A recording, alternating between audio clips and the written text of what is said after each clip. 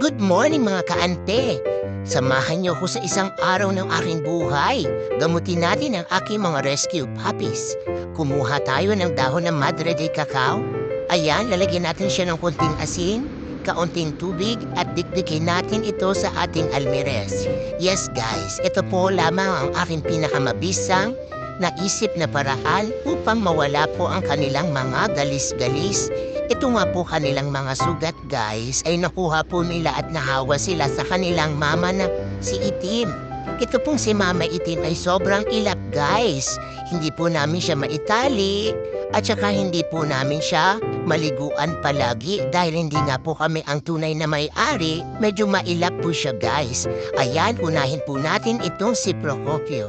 Si Procopio po guys ay isa sa mga anak ni Mama Itim. Ayan, imix lang po natin itong ating mixture na dinikdik kanina. Ayan, ihudhud lang po natin siya dito sa balat ng ating mga tuta, ating mga puppies na meron pong mga galis-galis. Ayan, ito po ay isang organic po na panggamot. Kesa po umasa po tayo sa mga ointment na nabibili po natin sa mga pet shop. Ayan, mahal po siya guys. Wala pa po tayo malaking pondo. Pero ito pong Madre de Cacao, katas po nito ay proven na po at effective dito po sa aking mga alaga.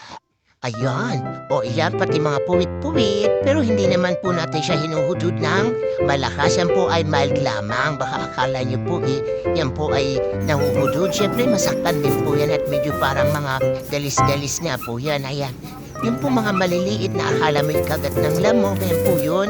Kasunod naman po natin ay si Toribio. Ayan, ikalawa nga po natin siyang huhududin. Although kakaunti lamang po guys ang kanyang mga galis-galis, pero atin na rin po siyang hudhudan lahat. Ayan, ikatlo na nga po itong si Cardo. Pinapasikat ko nga guys ito sa social media itong si Cardo. Para naman medyo magkapondo-pondo tayo, o diba?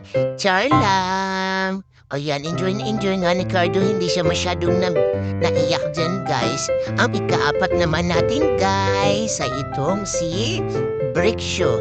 Ayan si Brixio guys. Ayan, medyo madami-dami nga siya. May mga poknat-poknat na nga itong kanyang mga balahibo guys. Pero kawawa talaga sila guys. Na-deworm ko na yan guys. Para wala nga sila sugat-sugat. Ayan, lagyan natin siya ng mga gamot-gamot.